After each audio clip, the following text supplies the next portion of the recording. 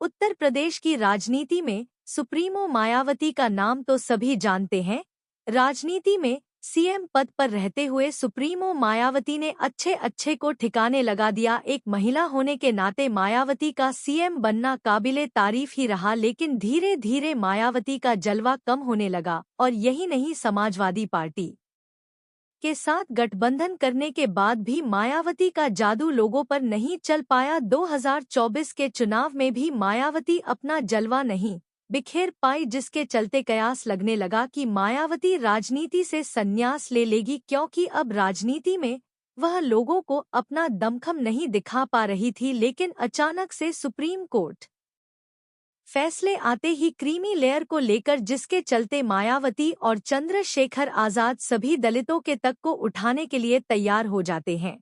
और एक बार फिर से मायावती की पार्टी बीएसपी सड़कों पर उतर जाती है। दलितों के हक के लिए भारत बंद बुलाया जाता है, जिसमें बीएसपी की पार्टी सड़कों पर उतरकर भारत बंद में एक नई जान फूंक देती है। यही नहीं, गाहे बगाहे मायावती कांग्रेस और समाजवादी पार्टी पर जोरदार तंज भी करती रहती हैं। एक बार फिर कहा जा रहा है कि फिर से उत्तर प्रदेश की राजनीति में मायावती फिर से पुराने दौर में वापस आ चुकी हैं, या यूं कहें मायावती एक्टिव हो चुकी हैं। और यह भी कहा था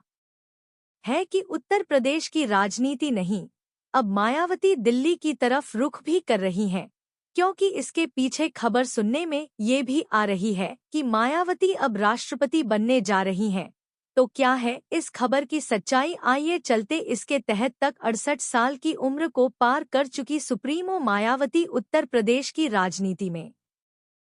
4 बार मुख्यमंत्री रह चुकी हैं। साल 2022 में जब राष्ट्रपति पद का चुनाव हो रहा था, उस समय कांग्रेस के तत्कालीन विधायक जोगिंदर सिंह ने मायावती को राष्ट्रपति बनाए जाने की मांग को लेकर सोनिया गांधी को एक खत भी लिखा था, लेकिन कांग्रेस ने मायावती की जगह पर यशवंत सिन्हा को उम्मीदवार बना दिया। तो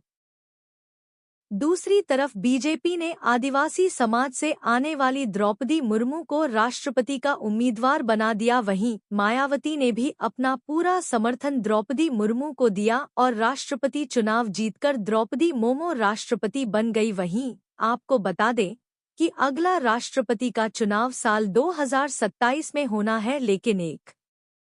बार फिर से बीएसपी सुप्रीमो मायावती को राष्ट्रपति बनाए जाने की मांग जोरों पर हो रही है, जिस पर मायावती ने खुलकर सारी बातें क्लियर की और कहा, बहुजनों के अम्बेडकरवादी कारोबार को कमजोर करने की विरोधियों की साजिश को विफल करने के संकल्प बाबा साहब भीमराव अम्बेडकर एवं मान्यवर काशीराम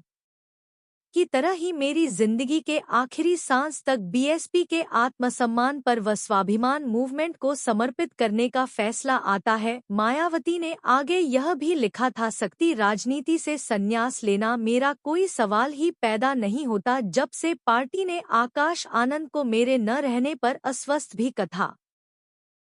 हालात में उसे बीएसपी के उत्तराधिकारी के रूप में आगे किया है, तब से जातिवादी मीडिया इसे फेक न्यूज प्रसारित कर रही है, जिससे आप लोग सावधान रहें। वहीं अपने राष्ट्रपति बनने की बात पर भी मायावती ने साफ कहा, इसके पहले भी मुझे राष्ट्रपति बनाए जाने की अफवाह उड़ाई गई थी, जबकि मान्यवर काशीराम जी ने ऐसे ही आप हर को यह कहकर ठुकरा दिया था कि राष्ट्रपति बनने का मतलब है सक्रिय राजनीति से संन्यास लेना, जो पार्टी हित ने उन्हें गवारा नहीं था। तो फिर उनकी शिष्या का